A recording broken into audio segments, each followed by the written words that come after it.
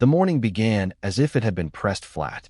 Traffic on I-95 moved in a slow, compressed flow, every car holding the same careful distance, as if drivers sensed something but wouldn't name it.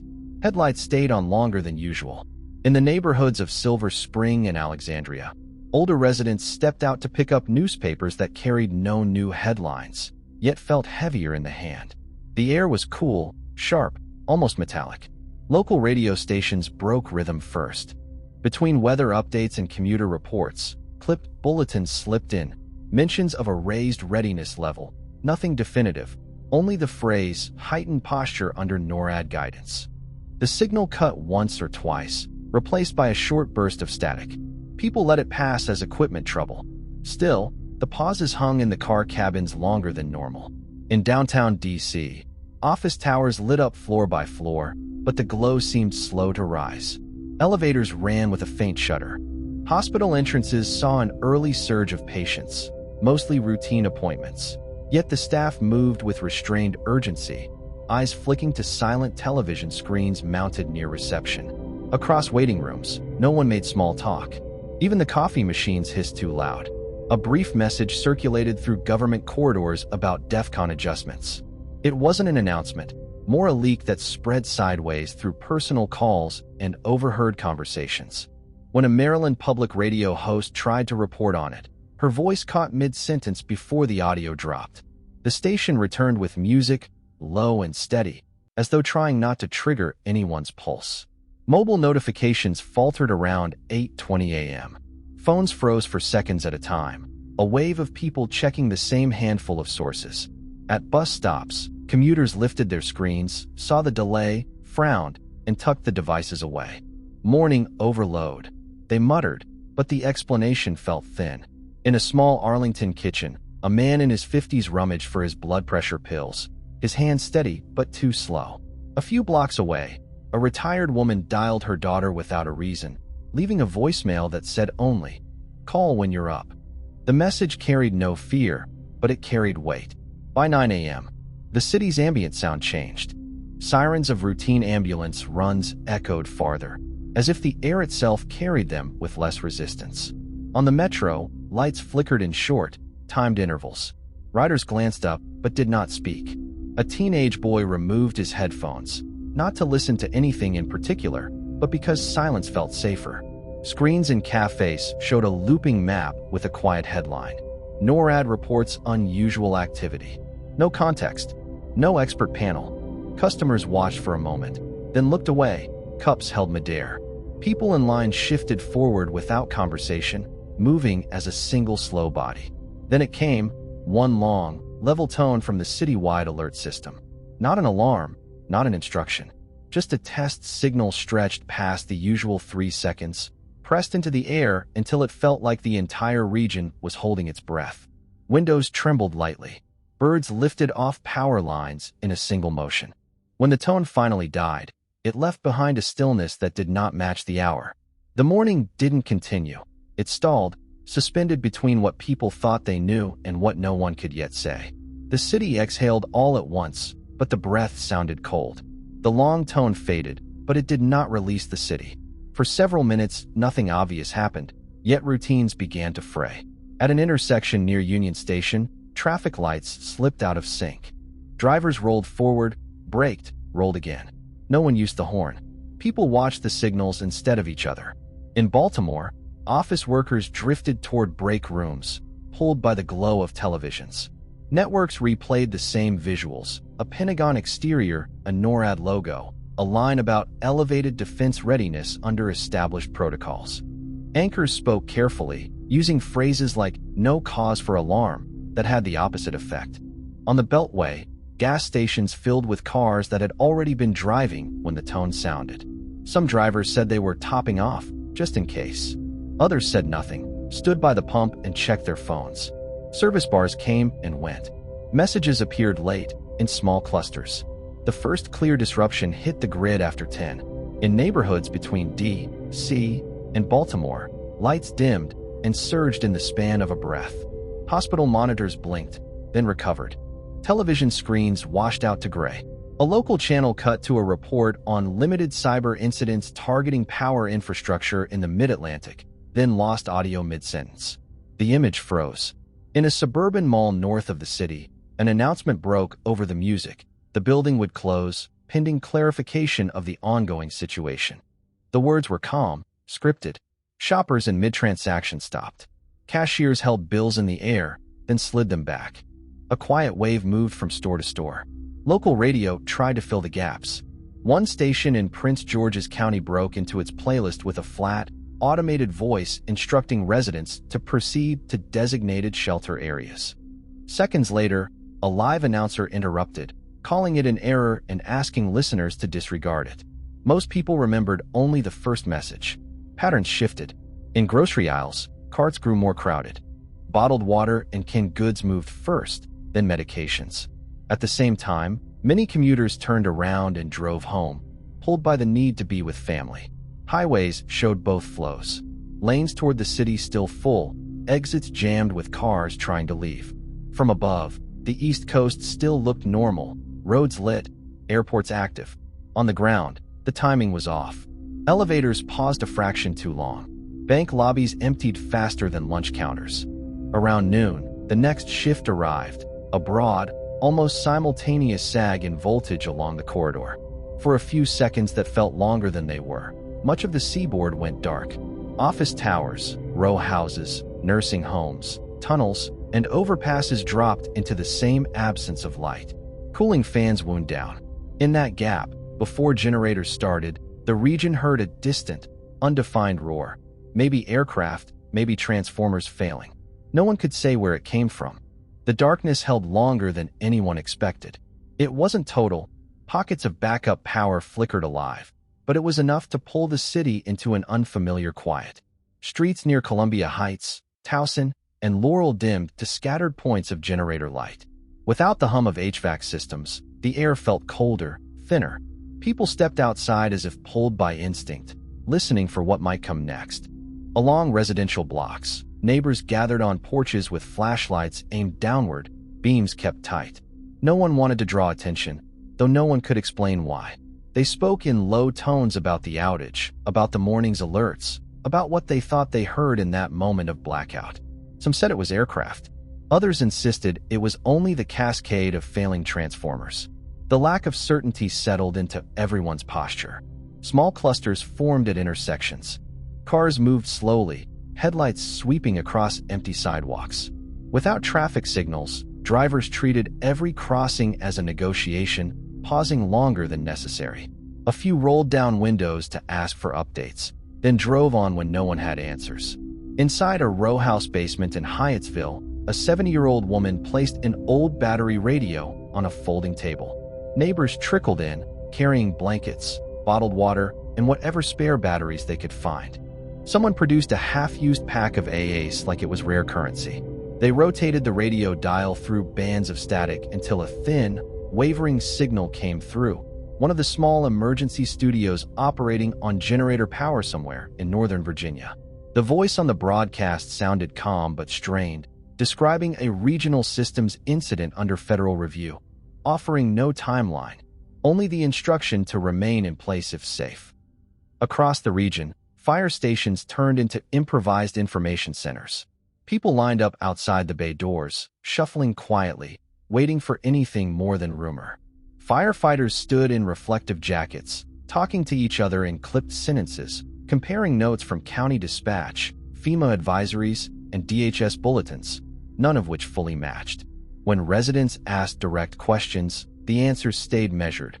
We're evaluating, we're waiting for confirmation, stay nearby. The lack of clarity spread faster than any official message. On the Beltway, the outage thinned traffic. Drivers pulled onto shoulders, stepped out to look at the sky. Without the usual glow from the cities, the horizon over the Potomac looked unfamiliar, darker, wider. Faint sirens drifted across long distances, their echoes stretching between industrial buildings and quiet suburbs. Then came the unexpected pulse on certain phones, an alert banner flashing, radiation advisory, high levels detected. The message vanished seconds later, replaced by a correction blaming a regional test malfunction. but only some devices had shown it. That unevenness mattered. Word spread in fragments. A neighbor who saw the alert, a co-worker who didn't, a cousin in Arlington who swore it was real. The uncertainty settled like frost, thin but everywhere. Time slowed. Minutes stretched.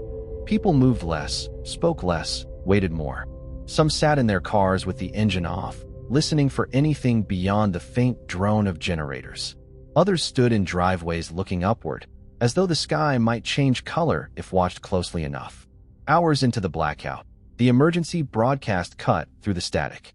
A clipped male voice, distorted by interference. Stand by for further instructions. The rest dissolved into noise.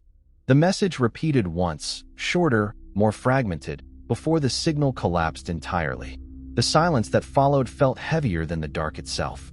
The fragmentary message faded, leaving a silence that felt sharper than noise. At the local emergency operations centers across Maryland and Pennsylvania, dim backup lights cast long shadows across maps taped to the walls. Staff read the same brief DHS line again and again, temporary loss of select communication lines, and traded looks that said it meant less than it claimed. The statement was too broad, too polished. It offered no anchor. Neighborhoods began watching each other for cues.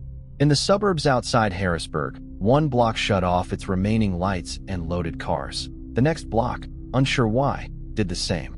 Along I-76, traffic thickened in both directions, not fast or panicked, just steady, as if everyone needed to test whether others were leaving too. Headlights glowed in a continuous ribbon through the foothills.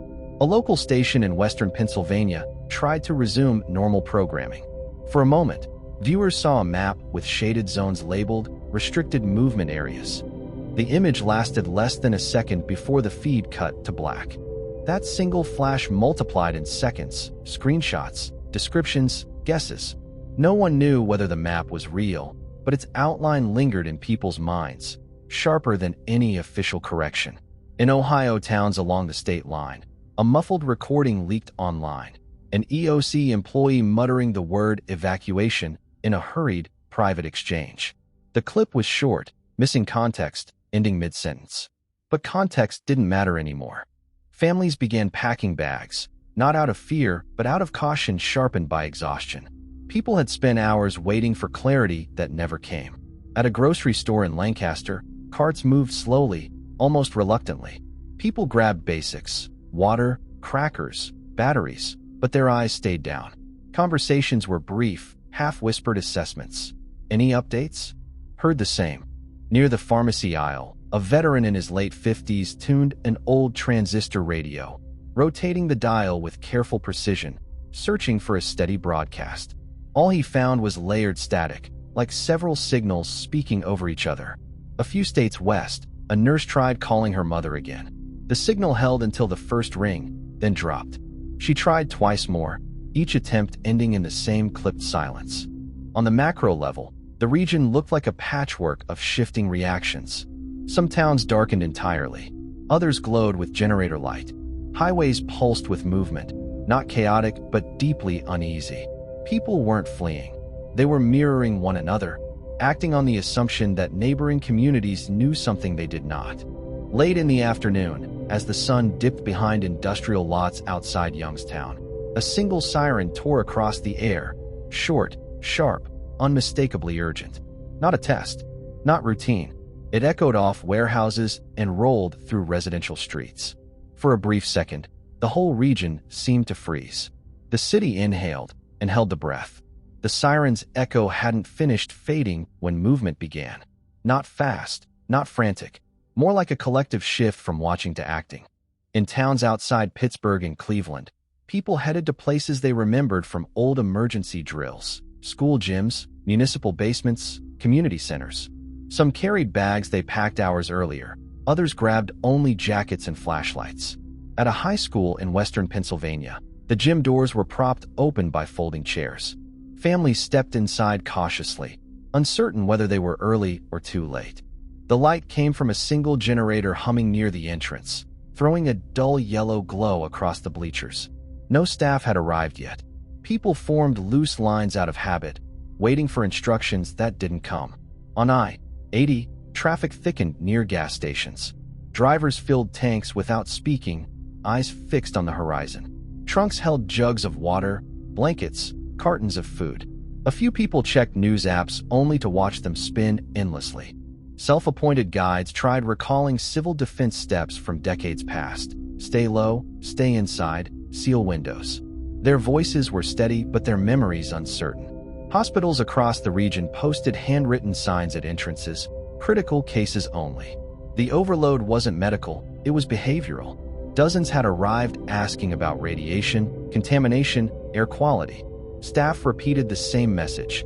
No confirmed threats, resources limited. The repetition wore everyone down. In a Cleveland suburb, two outdated civil defense sirens activated minutes apart, the old mechanical kind with a rising wail. Neither came with official confirmation. Their timing was off, their tones uneven, but the sound carried enough authority to tilt entire neighborhoods into motion. People locked doors, shut blinds, gathered relatives from next door. A few headed to larger shelters, only to find them dark, understaffed, or already full of confused residents. Rumors spread between shelters. Another building closed. A center in the next town turning people away. A basement that had someone in charge, though no one knew who. The uncertainty triggered another wave of movement. Groups who had just settled repacked and walked out again, flashlights bobbing in the early evening. A 67-year-old man helped his neighbor carry water down a narrow basement stairwell. Their footsteps echoed off concrete walls. Down the street, a woman in her 50s tried to reconstruct instructions she learned as a child.